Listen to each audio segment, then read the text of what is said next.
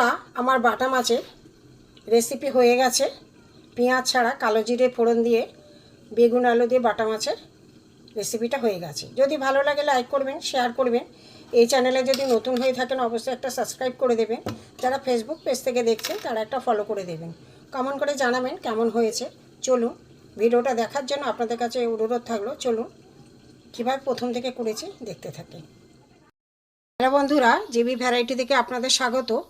আজ আমি আর একটা নতুন রেসিপি নিয়ে এসেছি। এখন দেখুন বাটা মাছ আমি কালো জিরে ফোড়ন দিয়ে করব। দেখুন এখানে বাটা মাছগুলো আমি নুন হলুদ মাখানো আছে। এদিকে তেলও গরম হয়ে গেছে।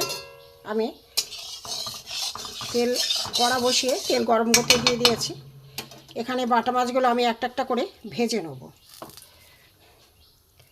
আমি কড়াই দিয়ে দিলাম।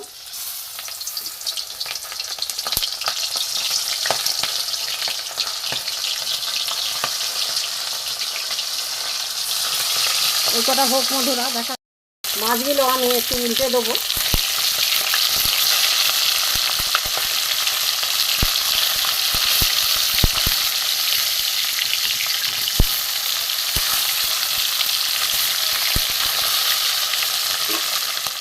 বন্ধুরা আমার দেখুন বাটা মাছ ভাজা হয়ে গেছে। আমি এবারে তুলে নেব। এগুলো তুলে নেব। বন্ধুরা এই যে বেগুন কাটা আছে, বেগুনগুলো আমি প্রথমে ভেজে নেব।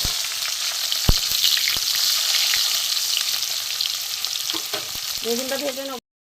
বেগুনটা একটু ভেজে আমি তুলে নেব।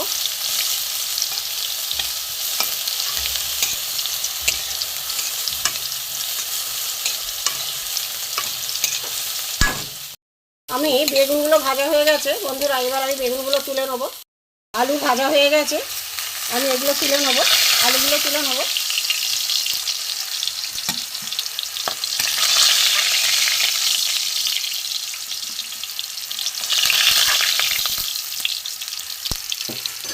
এবারে বন্ধুরা যা তেল আছে এতে আমি এখানে আমার মশলা আছে, কালো জিরে আমি দিয়ে দেবো। পেঁয়াজ দেবো না, কালো জিরে তরকারিটা করব।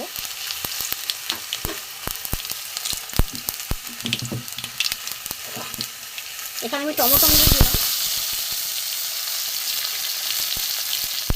এখানে আমার সব মশলা আছে, আদা গ্রেট করা আছে, এখানে নুন, লঙ্কার গুঁড়ো, হলুদ, জিরে, ধনে গুঁড়ো আছে। আমি এইটা তেলের মধ্যে দিয়ে দেবো। এবারে আমি একটুখানি কষে নেবো। বেগুন আর আলু আমি এতে দিয়ে দেবো। মশলার সাথে একটু মেখে নেবো, ভেজে নেবো, কষে নেবো একটুখানি। অল্প করে বন্ধুরা একটু জল দেবো, মশলাটা পুড়ে যাচ্ছে।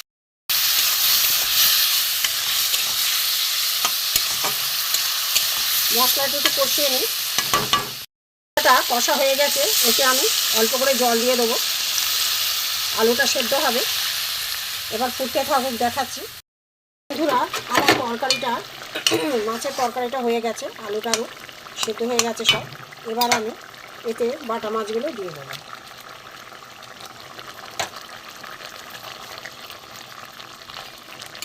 মাখা মাখা মতো হবে, বেশি আমি ঝোল করবো না।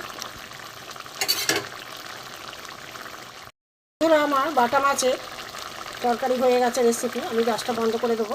এবার আমি নামিয়ে নেবো, দেখাচ্ছে নামিয়ে। বেগুন আলু দিয়ে কালো জিরে ফোড়ন দিয়ে বাটা মাছের রেসিপি হয়ে গেছে।